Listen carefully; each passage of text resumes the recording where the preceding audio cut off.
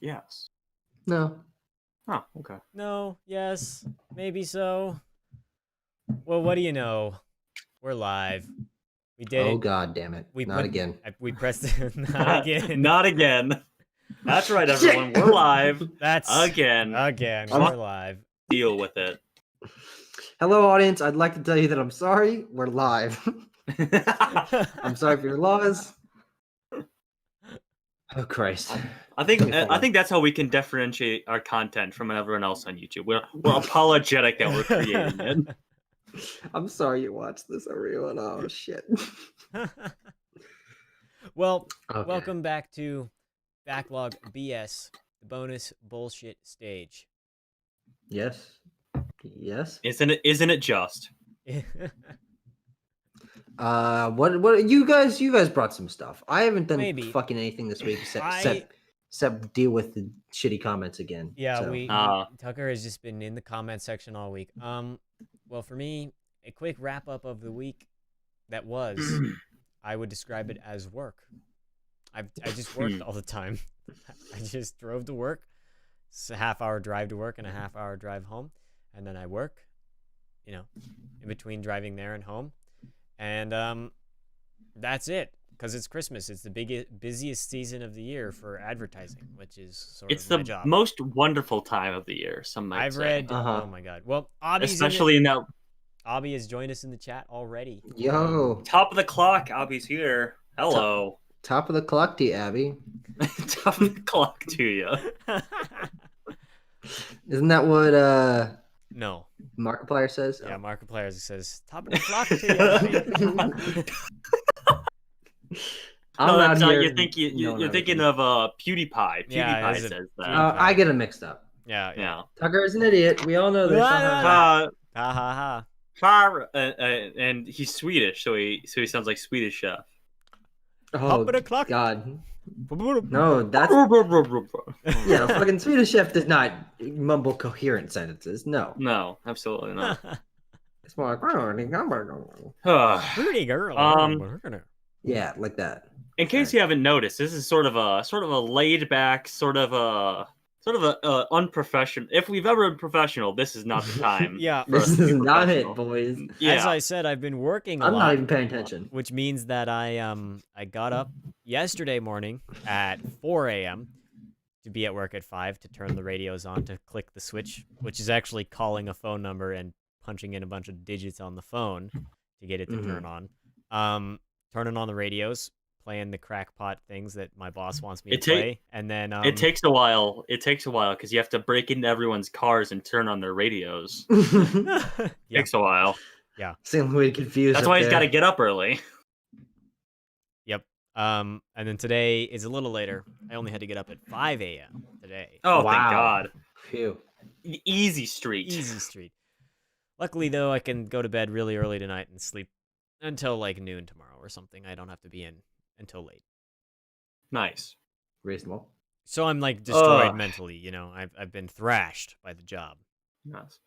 By the job. Speaking of things that have destroyed us mentally, do you guys want to talk about Cyberpunk?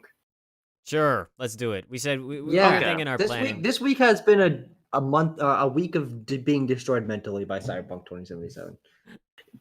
Isn't it just? That is an apt. So we were going to do a separate video about this, but we were on top of the news. We couldn't get it. We couldn't get one of our classic videos churned out in time.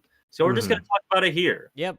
So if you've been living, this is the trash can of backlog banter. That's true. This is where we We've put all always the said shit that we didn't want. This is the dirty hamper. We've always said that. Yes. So if you've been living under a rock for the last week, you might not have known. Oh, yeah, sorry, that's me.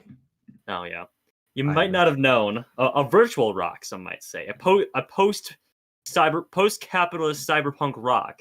Some might say. Then you might not know that Cyberpunk 2077 is a bad game, at least on consoles, especially past-gen consoles, which it was marketed for and apparently developed for, although that doesn't seem to be the case. Apparently. Apparently. But there was quite a bit of backlash after it launched last week, as a lot of people know. especially if you're on Twitter. I actually want to note it was so bad. The launch was so bad and so botched. How bad was it, Timo? That the NPR news quiz show, Wow. Wait, Don't Tell Me, which is a comedy show for like old millennials and boomers. Yes. Covered it in one of their gigs on Saturday. One of their jokes. The New York Times wrote about it. It's sort of a big deal. It hit mainstream news. That's how bad it was. But yes, there was huge backlash, and as a result of that, they started offering refunds through the PlayStation and Microsoft Store, I believe. Yep. And a couple days after that, PlayStation altogether pulled the game from their online store. Mm-hmm. They did. Which is a fairly unprecedented move. Yes. Yeah, exactly. That's what I was going to try to get. That is, that's the first time anything like that has happened. And especially to the point that it's not the developer taking their own game down. It's the fucking publisher. Or the console that it's on. They were like... distributor? Was that what you would call that? I guess it would be a distributor. I don't know the digital terms, but like... No. That's happened to... Sometimes a game will be taken down because the copyright is weird and they can't legally sell it anymore, or it is defective to a certain degree where the developer's like, yikes, we don't want this out there. But this time it was fucking Sony. Yeah. Who was like, this is a bad look on our ecosystem to have it being this bad. And I honestly think it was also because of some of the things, some of the lies that CDPR said in one of their fucking classic yellow walls of text that that Sony would be offering refunds. The color is really like if you've only been drinking Red Bulls, Bang Energies, and like hot dog water for about 2 weeks. Looks like, that's what your piss looks like.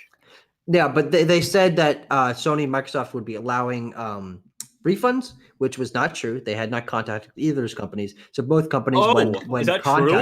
Yes, when contacted, the people on the other side would be like, no, that's not how our thing works. It was since changed when it was removed from the store. Refunds were begun to be offered. Mm-hmm. Also, in their original fucking yellow wall of text post launch, in which they said that they were sorry that the game had technical issues. They said they didn't pay attention to the base consoles, which doesn't make any sense. But they also said that they didn't properly put their game through the certification for both consoles. The companies, Microsoft and Sony, both just were like, okay, we trust you, CD Projekt Red. Like, put it on our things. As did the players. And skipped that process. As did the players, to be honest. Exactly. There was not like a quality check by Sony or Microsoft to make sure that the game was running properly. They just trusted CDPR and they lied and put it out anyway. So I assume much in the same train of thought that a lot of gamers had. It was, this game has been in development for about 9 years. B comes from a studio who is celebrated for their open world games, such as The Witcher 3, which is still playable on a lot of consoles and been, what's what I'm looking for here? You can play remastered. It's been remastered and yeah. Has it been remastered? I don't think that's true. Well, I don't. It's been optimized like crazy. It runs really well on sure. Yeah, there's like the Game of the Year edition and stuff like that. So I assume that Sony and Microsoft sort of had that same thought process. Like, it's a huge new game, so there's gonna be bugs. But how bad can it be? How bad can it be? Yeah. Well, for consoles, not actually really that bad for PCs. I mean, I really haven't had too much issues at all playing it. I've played like 30 some hours. I'm just meandering around, taking my time, having a good time with it. I'm taking a little break last couple days because I played it like literally 30 hours in a couple days, which that's a bit much to be honest. But it runs like dog shit on console. Yes. One thing I was gonna bring up, Timo, I don't know if this is the case on PC or not, but I've seen a few articles and things and some Reddit posts that are like, if your save file is over 8 megabytes, there's like no guarantee that it'll work once you start the game up again. Yeah, so I don't really know what. I think CD Projekt Red has put out a statement that's like, listen, if you want the game to work and save your data, try not to have a bunch of things in your inventory. Yes, there's something like that just probably means there's like spaghetti code or something in the back end that means that it just like can't run. Like there's just that's definitely not intentional, and they just something like slipped through how they programmed it. Yeah, I'm sure it's not intentional to have the game not. Listen, fucking no, run I meant about the If you save want- thing specifically, but yeah, like that's if you want to be able to like continue your progress in the game, try not to have a bunch of items in your inventory in our game. Now in this open world game. Thank you. Yeah, there are. You can get around that. You can throw stuff in your stash and whatnot. Like that's not your inventory, so that's like saved in world data, not in your character data. So I mean, you can get around it, but it is You shouldn't have to get around. No, you shouldn't have to get around. I'm pretty sure that's not. I'm pretty sure that's not the case with games like I don't know, Skyrim, which has been out for a number of years. You can as many releases as Skyrim has had. I don't think it ranks up in terms of this another video I saw was a pretty good one that was just like comparing like the physics of the world and like the little details to Grand Theft Auto 5. Yeah. Like there's water splash physics and like tires deflate when you shoot them and stuff like that in GTA 5 and in Cyberpunk, which came out. GTA 5 came out 7 years ago, right? A long time. It's been out a long time. Yeah, 2012 or 13. And Cyberpunk came out about a week ago, and it doesn't have these things. Now, I would say that, it doesn't have them, but it is, like, to be honest, that game world is very, very dense. There's a lot there, and if they were going to try to get it to, like, open on consoles, there has to be sacrifices made. So, I mean... Yeah. Like, it's a tug of war in between all of these, like, finer details. There are a lot of details, I think.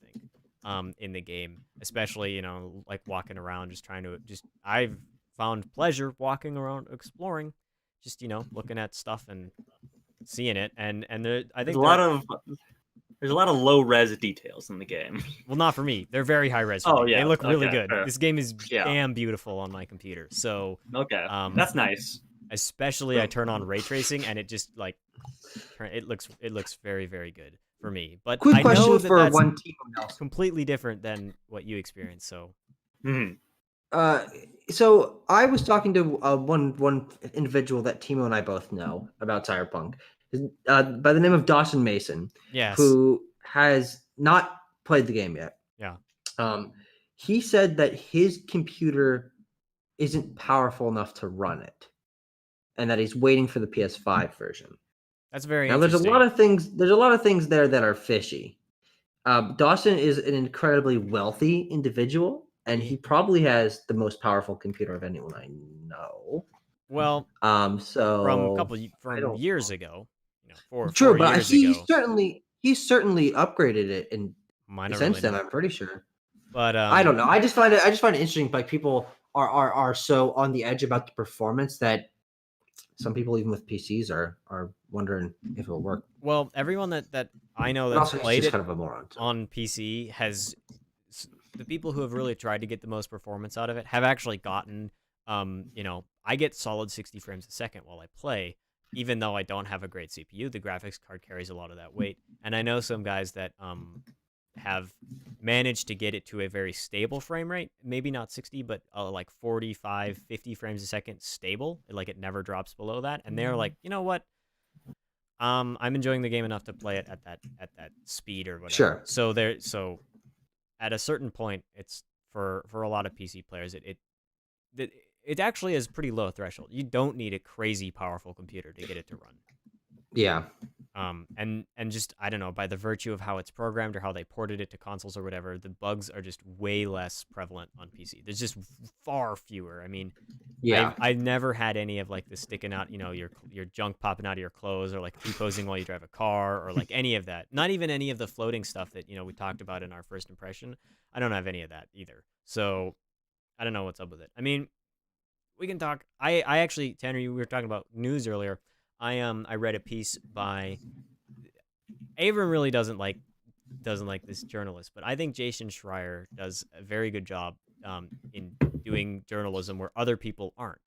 Yeah, he's kind of the forefront of the games journalism industry. Yeah, and he has contacts, so he's got the source. He's got that intel. He got the hot sauce. He's got CD Projekt employees that come to him or that he goes to, and they like spill the contents. Yeah. There was he had a story I think I know what you're talking about that recently about an internal board meeting at CD Projekt where the developers got pissed at management. Which, yeah, they got to ask management questions. They got to ask management questions, and what they did was yell at them. They're like, like why did you set, like unrealistic deadlines? You made us work extreme overtime for about a year in order, to get it done, and it still doesn't work. And why did you think this was a good idea? And then they're like, how do you expect us to make a game about like corporatism and about corrupt corporates and capitalism. About corrupt corporations while we are kind of employed by a corrupt corporation.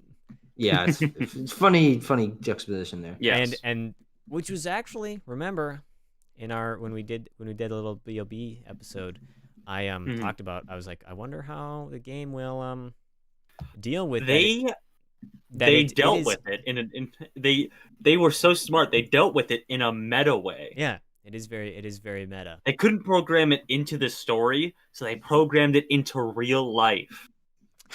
This is a whole meta cyberpunk experience. Yes, it's all been the by exploiting their actual employees. Yes, the world is but a theater, and CD Projekt Red is on center stage. Yeah. So because I haven't had the issue with like performance and stuff, I've been able to evaluate the story and whatnot, and I'm not done yet, but I think that it is disappointing in terms of a cyberpunk narrative. It's not very punk. Yeah. The Dad Rock headline, good one. That was a really good headline. Remember you brought that up about it's not punk rock, it's dad rock or whatever. Yeah. Yeah, it's weirdly like there's elements of it that are just strange in terms of how the story is and whatnot, and possibly because I don't know. Well, I have yet to figure out if the player choice element of it is like that interesting, because I've heard that it's not. Like I feel I've just heard it's like weak. Yeah, in comparison to what it should be. I can like do mostly what I want, but like not always. Like my opinion, I actually pretty much line up almost identically with how Johnny Silverhand, who is your companion. Johnny Silverhand is my spirit animal. Yeah, I ideologically align with him pretty closely. Not the terrorism aspect. Okay, that's good. I'm glad that we're putting that on the internet. But like his just outright hatred for corporations and whatnot. I was like, yeah, you want to screw up Arasaka? Like, I'll help you. I like that. I'm in. We can do it. But the game was like kind of pulling me back a little bit. And I was like, wow, I really. Are you not supposed to trust him, or is there like not a huge he's decision an there? asshole in the game, and so the game like kind of. I don't know. He's like not nice. He's not a cool dude. He's not a nice person. He's just like put Keanu Reeves in it, and he's not Big Chungus 100 wholesome. No, he's a dick. Oh no! It's his character. I think it's very well done actually. He comes off as an asswipe, and so the game kind of like is like, oh well, you don't really want to like trust him and work with him and whatnot because he's not cool, and you're like, and Timo's like, yes, I do. I do want to work with him because. Big Chungus 100 wholesome Keanu Reeves. Yeah, because I too want to blow up Arasaka Taro again in virtual cyberspace. Yes. So we'll see once I finish this game's story. I haven't finished it yet, but I do have fun while I'm playing. Like it's fun. I even like some of like this. I like the stealth gameplay. I think it's interesting and to like develop my hacking tree and get all that stuff. And like I've gotten some cool upgrades and whatnot. And it's like, ooh, like, oh, I could do this and then that and then that. And then I can, sneak around and whatnot. And some of the collectibles, there was like this tarot card collectible mission or whatever that I never do collectible missions because they're boring and whatnot. But this one I was like, oh, this is actually like cool. Like I want to like a fetch quest deal or one that's supposed to get you an item or just like there's these graffiti paintings throughout the world, like 20 of them, of tarot cards. Oh, like a collectible. Yeah, and so you go, and it's just an open world, one of the open world gameplay checklist things, and you just go and collect them all, and what it does is it helps you figure out like the different paths at the ending actually. So like it tells you like, oh, because it's like tarot cards are like your story, and then here's like the 4 cards that are the ending, and when you read the cards, you can kind of like figure out, and so then you can be a little bit more informed about where your ending will take you, whichever one you end up choosing through your actions. So we'll see what that ends up being like when I get to it. But I've had fun. I mean, I like. Sure. I have good kit, so like shooting is fun, and I actually did turn the game difficulty to normal, and they don't feel like bullet games. I can actually just like, I can play it more like my Twitch shooters that I like. Because you're able to kill them quicker. Yeah, I can kill them in a couple less hits. It's not like many more. It's maybe 2 or 3 less hits than on hard, and that just feels like more proportionate to the sound and the feel and the feedback of the gun that I'm shooting. If it's like I'm shooting a big gun, it better deal a lot of damage. And so I have a sniper rifle, like a big ass sniper rifle, and I can like pop a dude in one shot from a long way because it's a big giant sniper rifle. That makes sense. I hit him in the head, he dies. Was that not the case when you had non-normal? When I had it on hard, yeah. Well, you were on hard. I was on hard, and I did have some trouble. I did have a little bit of trouble with some enemies because they would just like absorb bullets. And at the beginning of the game, like you unlike The Witcher, you weren't given a starter weapon, or I guess you were, like a pistol. But I just didn't like using a pistol when my enemies had rifles, so I would be taking their rifles. But you never have enough ammo at the beginning, and so I was like, and because they were a little bullets, that's true. I was like, my ammo was like always running out, and I was like. But now that I'm farther in the game, and I have a nice gun, and I have a lot of ammo, and I have some money to spend on that kind of stuff, it's fine. There's no problem there. Sure. Okay. Do you guys want to continue on to a much less controversial topic like Star Wars? Should I toss a personal story in the middle here? Let's give it spice it up. A little break, and then we'll head into Jon Favreau. Okay. As I mentioned, not last week, I think the week before, but I'm driving for Postmates on the sort of winter break here, and last night I went out. I was having a pretty good night, all things considered. Oh, I know exactly what this is. And then I don't really check the where the locations are in the city here. I just kind of hit accept delivery. Which, granted, that forward knowledge would not have impacted this at all. So I roll up to this Chinese restaurant called Kinja. It was called Kinja, and I walk Chinese in. Restaurant in my town, which is the one foreign food establishment, is called the 4 C's Chinese Restaurant. Wow. Okay. Really how exotic! Very exotic. Very good takeout. It's great. I love it. Okay. Well, I walk into Kinja, and with Postmates, there is a feature on the app where the customer can say, I don't want to pay for this, or I don't want to pay for it from my. Damn, Postmates I don't want to pay for awesome. It. I don't want to pay for this. I don't want to pay for this directly. They pay I'm not really sure how it works because I don't use Postmates from the customer side. Yeah. But I think it's somehow they pay the company, and then you use like this prepaid card to buy the order. Well, first of all, you order it. You order their food for them. Essentially, they give you what they want, and you order it. Hello, can I get 3 Kung Pao chickens? Like that? Yes, exactly like that. Except I walk up to the I was to doing the host. like a female voice impression, Tucker. I was not trying to sound like a racist Chinese accent. Okay. Okay. Mm-hmm. So I walk up to the host. Sly face right there. Okay. Another thing about Postmates, since I just got a notification from it, sometimes the tips take a while to come through. Yeah. Like I delivered last night, and I just got a notification that a tip came through for me. So, But anyway, I walk up to the host at Kinja, and I say, "Hey, I'm with Postmates. I'm gonna order this food." And he's like, and I order it. I swipe the card. He's like, "Okay, that should be out to you in like an hour." I'm like, "Excuse me, an hour?" And he's like, "Yeah, we have a long wait." And so I sit down. Well, first of all, I'm like, okay, what the fuck? I'm just gonna be sitting here for an hour. So I'm like, oh, I have to contact the customer because I'm not gonna be there for an hour, so I should let them know, and also ask them if they would still like me to go through with the order or if they'd like me to cancel it. So I text and I call, and on my second attempt calling, I get a hold of her. I'm not going to give out her name, even though there's probably plenty of that person's name in this city, but Individuals. Whatever. Yes. I call her, and she says, I call her, I was like, hey, there's like an hour wait. Do you want to still go through with your order? And like tone of my voice and the way I phrased it was like kind of like, listen, Can you I don't want to sit here. go through with this order? Listen, I'm trying to make money. I'm not trying to sit here for an hour. So if you want to cancel your order, that'd be great. And she's like, no, yeah, I'd still like to go through with it. And then if there's just like a second of like silence between us, I'm like, okay, all right. all right. And also because she kept her name, there must be different options for how you keep your name anonymous on the app. So I couldn't get her name or her phone number to text her or call her. So I had to say that the order was complete, and I had picked it up so I could get that information, because that's when it gives you like their address. So Okay. I also got penalized for not showing up within 10 minutes because I had to say I completed the order to see her information.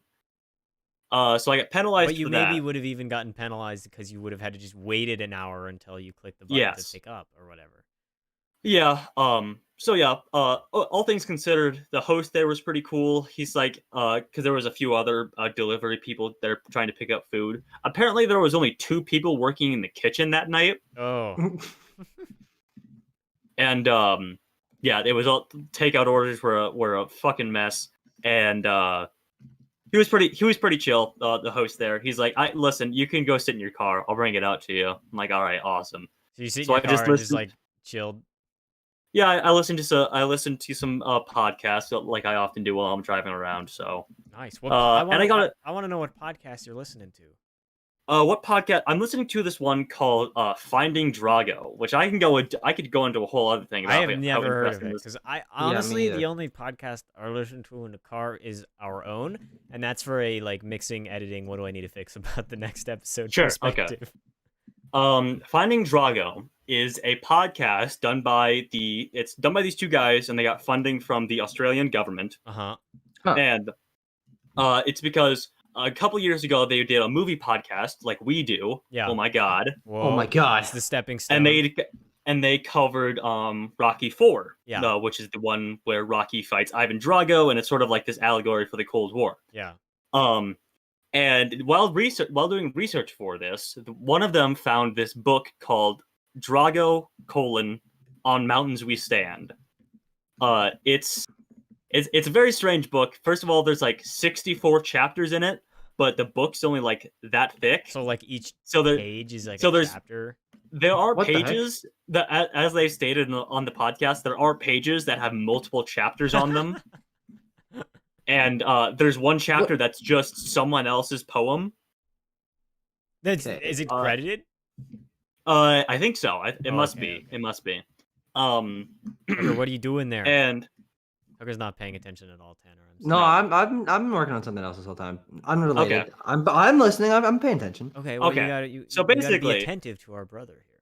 This book was published in 1987, I think. Somewhere around the release of Rocky 4. Yep. And the author went missing in like 1997. Okay. Like they held a memorial service for him and everything. But the twist comes when this guy orders the book for like research purposes. He gets it, and it's a signed copy of the book, like brand new signed copy of the book. And he's like this dude is dead, isn't he? This is not a 15 to 20-year-old copy of the book. This is brand new. What? And it's signed. So basically, the whole podcast is them like reaching out to different sources, trying to find out what happened to the author of this book, Todd Noy. That's the author's name. And so it's like a true crime sorta. Like mystery. Sort of. It's like a comedy true crime, basically. That's interesting because true crime usually is like a bad idea to do comedy on because it's like about people's, like people die and stuff, and you're like, ha ha ha, funny, like who is it? Who killed them? That's the whole thing. Is like it's because it's like around this very strange and niche topic. Yeah. Because this guy they're basically looking for a fan fiction author, is what they're looking for. The book I should add a published one. Well, no, because they call in the credits for this author, it lists him as a Pulitzer Prize winning author, and they're like, they call the Pulitzer Foundation, and they ask them if they've ever given an award to a man named Todd Noy, and they are hung up on by the Pulitzer Foundation. What? That sounds really interesting. Yeah, yes. I'm into this. And they, when they initially did the Rocky IV podcast years ago, and they bring up the book, apparently they got a bunch of like weird comments from people that are like, I was in South America, like backpacking, and I met a mysterious man who maybe was Todd Noy, and Todd Noy has written these other books. Apparently one that's like 8,000 pages. Todd Noy, which is like book guru. There's one that apparently he's written a book called The Alabaster Chronicles, or The Alabaster Wars, maybe. That's like 8,000 pages, and there only exists one copy of it. It's very interesting as they like uncover more things about him. That sounds crazy. So okay, how long has this been going on? That series has wrapped up. I'm just listening back through the episode, so I don't know the conclusion of the story. So there is an ending to this, though, presumably. Yes, apparently, yes. Okay, and also, well, I guess you wouldn't know since you haven't finished it, so I can't really ask you more questions. Yeah. How many episodes do you even know? I've been through 3 episodes now, and there are, let's see, how many are there? Are they hour and a half long ones, hour long ones? Like 45 minutes. Okay. There is 7 episodes. Because I listened to... And it ended January of last year. And apparently, there's a second season that they called Finding Desperado, which I assume is some sort of a similar premise that I'm not really sure on. Uh-huh. Cool. I listened to this... Because Desperado obviously is like another movie. Yeah. I am listening to this podcast called The Orange Tree, which is made by the UT Podcast Production House. It was really good. It was like true crime, but is not funny at all. That was a really difficult. There was some very gruesome... Not funny, didn't laugh. Oh, okay. No way. There's a dismemberment with a hacksaw in that took place in the student housing on UT. Oh, okay. Wait, hold on. That sounds really fucking interesting. This girl went missing, and they found this. They connected it to this other guy, who might or might not have. This dude was on a concoction of drugs so powerful, like he was on like speed and heroin and fucking bars, Xanax, and weed and booze, and so he doesn't remember anything about possibly killing this girl and then chopping her body up. But there's all these weird clues that point to this other girl that was very obsessed with the guy. In fact, to the point where they actually, once they committed the crime, either of them, it's unclear who, fled to Mexico. Oh, wow. But then got extradited by the Mexican police. Oh. Yeah, it's a very crazy story, but it was not funny at all. That was a true crime podcast, which... Well, yeah. I had to listen to it for class, so that's why I listened to it, because I don't know, it takes so long for me to set up a podcast in my car. I gotta plug in my phone and click the button. Oh God, you little bitch! I like it when I get in my car. I turn it on, and that radio, it's already turned. It just turns on with the car, and it's already on the station that I want to listen to, because I only ever listen to one station. I don't station surf, and I also don't listen to any of the stations that I work at in my free time. Oh, good. That would be a mistake. Yes. A few more anecdotes about the episode that I just listened to. They go through the phone book and call people with the last name Noy in the phone book to ask them if they know Todd Noy, and they all say no. And what was the other thing? Oh yeah, they apparently in Australia has a thing where every published Australian author a copy of their book gets put into the state library. Uh-huh. They have a copy of every book ever published by an Australian person. And Todd Noy's Australia. Yes, he's Australian, and they don't have a copy of any of like the 4 or 5 books that he's written. So that means that he's published them independently of an Australian publishing company or something like that. Whoa.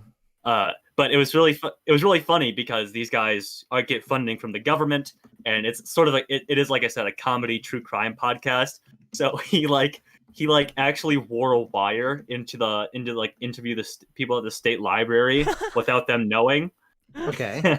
They like go off on this whole tangent about like how we got in trouble with the Australian government broadcasting channel for doing this. For wearing the wire at the state library. Yeah, for wearing. Yes. But this is all funded by the Australian government, you said? Yes. It's public. That's I don't understand any of this. Yeah. That's funny. But yes, I recommend it. It's intriguing. It's funny. It takes lots of turns. I mean, sounds good. When you know, Quest is going to switch off the bi-weekly schedule soon. Yeah. We'll go to single weekly. So I'll have to, well, I think it'll switch off about the time that I move, so I won't actually have much car driving anymore because I won't have to spend an hour every day in the car going to and from work. True.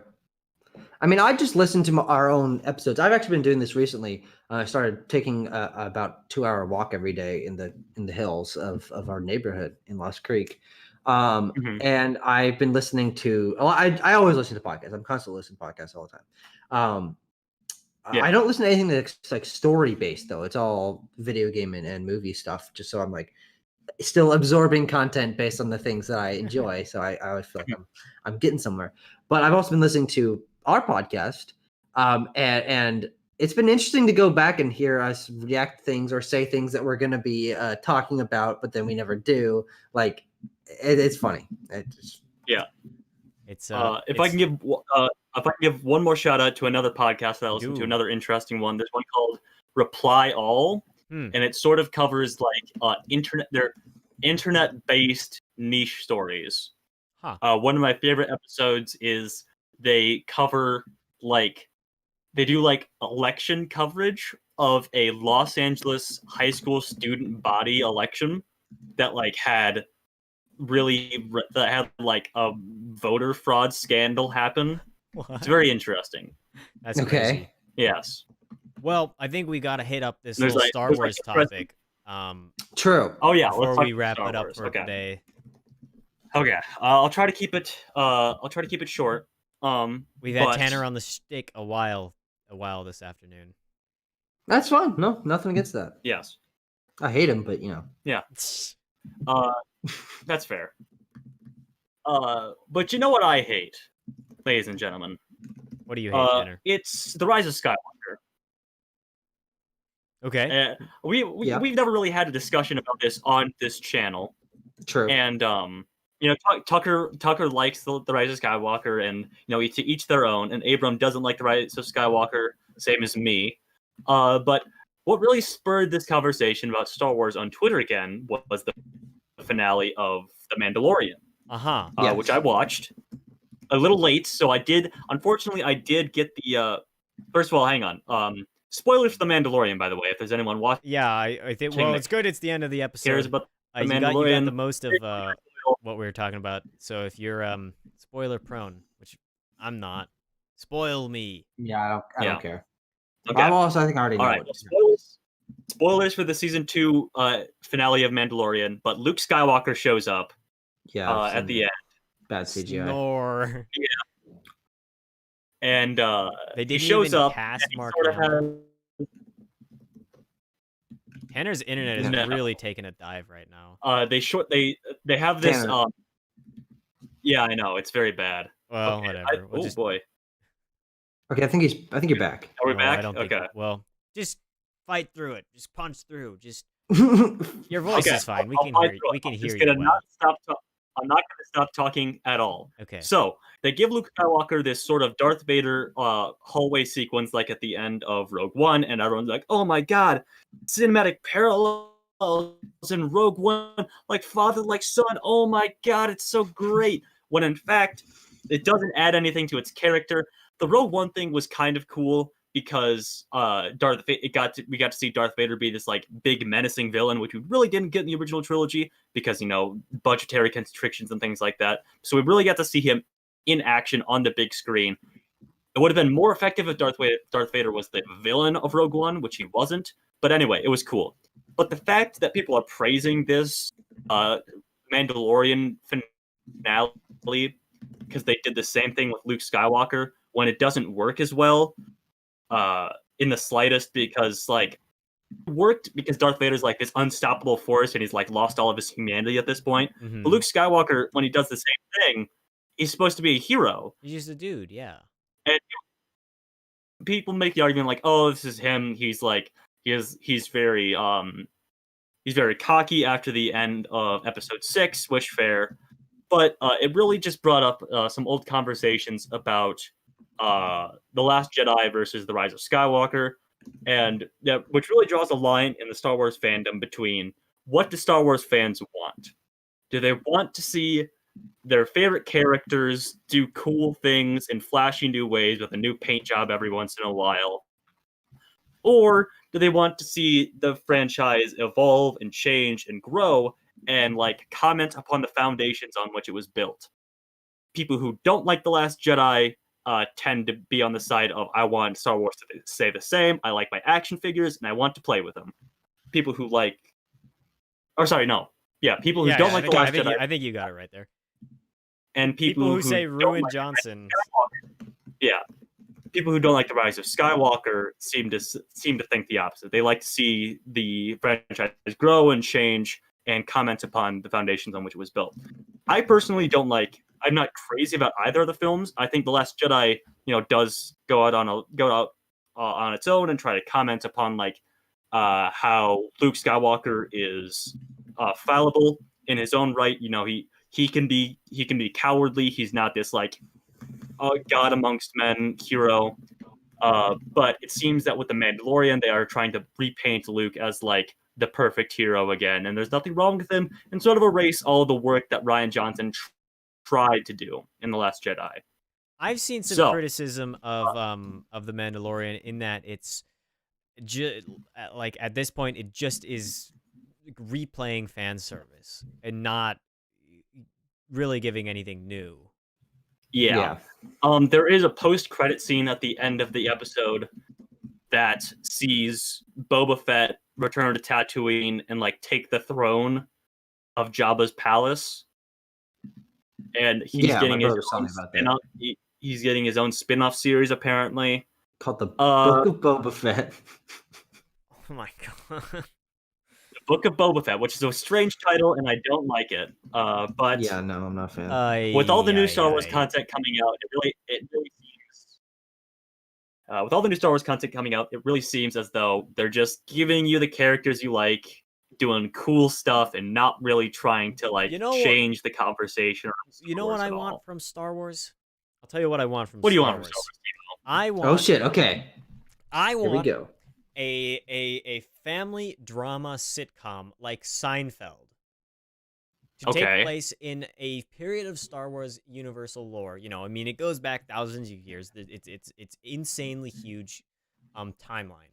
Some time that we've never been before. No media, none. Video games, books. Books because you got it. Those are where it's all established. And then you have a story of regular people in your Star Wars universe. Busting in each other's apartments. The doors like slide. They gotta figure out a new gag so that he can bust open the door, but it's like a sliding door or something like that. Yeah. It's a family drama and it's a sitcom, and it plays a lot like Seinfeld. Because Star Wars is always about shooting and killing and like exploring the galaxy and going to strange new worlds. But there are regular people that live right. Someone's got to keep cleaning the drains and like polishing the floors of the Jedi Temple and whatnot. So what about those people? What about their struggles? Someone's got to be the Rancor trainer. Yeah. How do you like tell a story of a normal person, but in this like crazy and in a sense warped world of Star Wars? There's so much opportunity for an interesting and story where you can just twist, genres and you can like bend stuff. And Star Wars at this point, I would say, is a genre now. I mean, it's so big. Yeah. Well, you like to think it's a genre, but at the same time, they have a tendency to not want to stray away from the original trilogy, the Skywalker saga, as it's called. So every time that a piece of media that takes place outside of this timeline is announced, people go crazy for it. Like Old Republic stuff, New Republic stuff. It's all which hasn't really Old happened Republic, yet, High Republic, right? things like that. Which hasn't happened yet, but people are excited for it because people do want these different genres of Fresh things. characters, but as it stands right, yes, as it stands right now, it doesn't seem that we're getting that, and it seems that a majority of the content that Disney has announced is going to give us the stock standard characters we know from the original trilogy being crossed over again and again, just doing cool stuff. It's all about the money because that. Yeah. I think unfortunately for you and me, Tanner, and Tucker too, because it decreases the critical value of Star Wars. I think. The majority of Star Wars fans, especially people who are not so into movies and media, who just like pick up the Star Wars movie every time it comes out, but don't think about it and are lesser connected to the fandom, actually like and enjoy just the seeing characters that and seeing crossovers and seeing action heroes do cool stuff. I mean, there's a reason why action movies make a lot of money, and sadly, I think it's one of the driving reasons why that's the direction that Star Wars and Disney is taking, which I feel like is like that's a damn shame, I mean, imagine if you had sort of my grievances. Imagine if you had some great artist, like great movie maker, go and make a Star Wars movie and was just given free reign to do, whatever they wanted. They didn't have to fit in between two other movies directed by a different person, I mean, imagine if Rian Johnson could make his Star Wars movie, but it's not part of a trilogy. It's not part of a story. He's got a mold. They were going to give Rian Johnson his own trilogy, but after everyone hated The Last Jedi and Disney seemingly listened to all the people who hated The Last Jedi, they're not doing that anymore.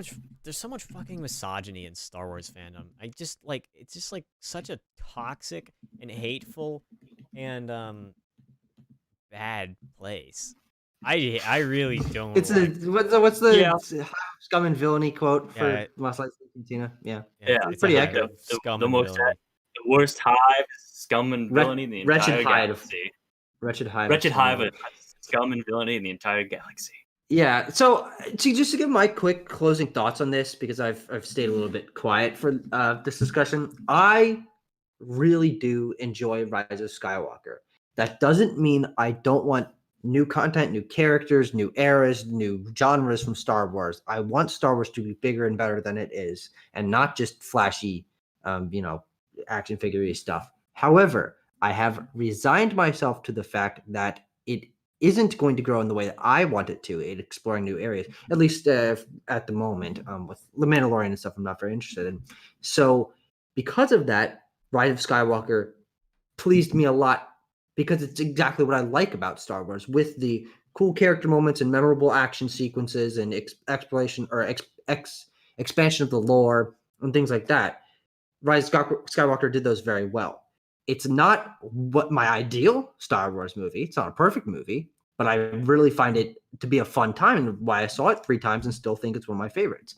So I do think that there's a fucking secret D option there that is that you can like it but still want more from Star Wars. I think that's somewhat reasonable. I mean, I don't know if it's a great movie. I liked it at first glance, but I don't know. It became more boring to me after it, whatever. On the other hand, you know what isn't boring to me nowadays? I personally, Tanner's just gonna steamroll my question. What's that? I don't think he heard you. Yeah, I don't think he can hear us very well. Oh, I am way behind for you guys, aren't I? Yeah. We good? No, it's I don't know. We'll figure it out after we're done here. It's okay. We don't have much more time. I am supremely very interested and on board. On board is the new word of the day with Star Trek.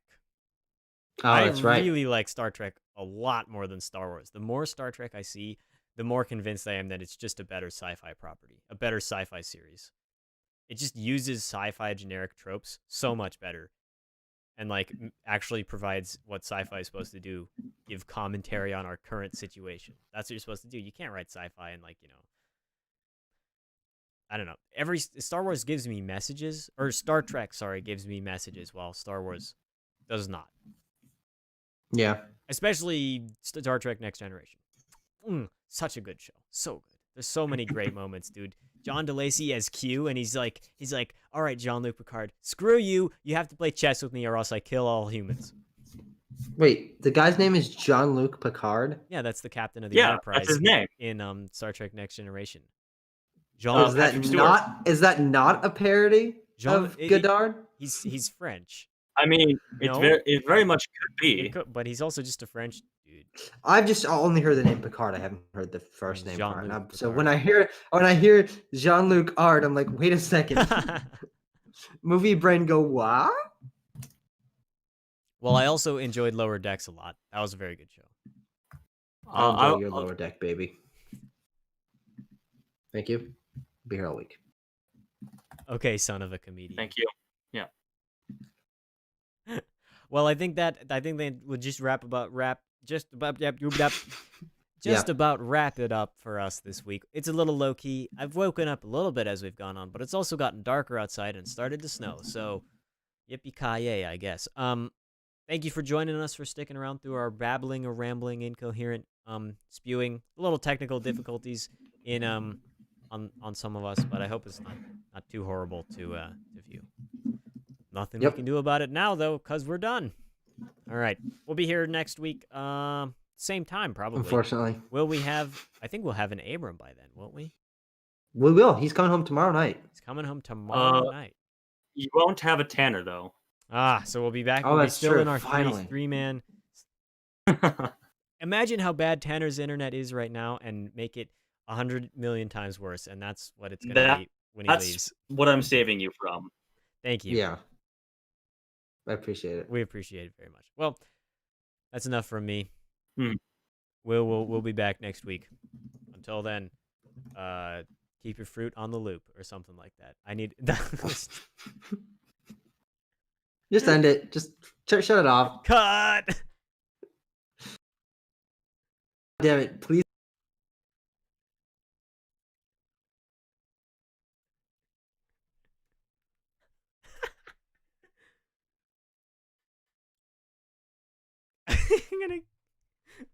I'm gonna keep my fruit on the loop.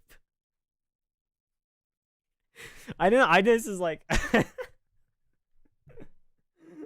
I don't know why. I just had to say that. Oh, we're whatever.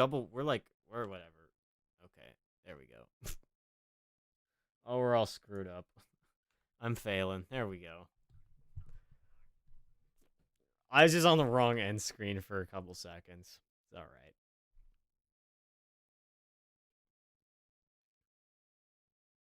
Okay, I don't know what to do about recording this week, because if it's better, it's way better for you now, Tanner. Yeah, for like the first half, but then it like pooped out.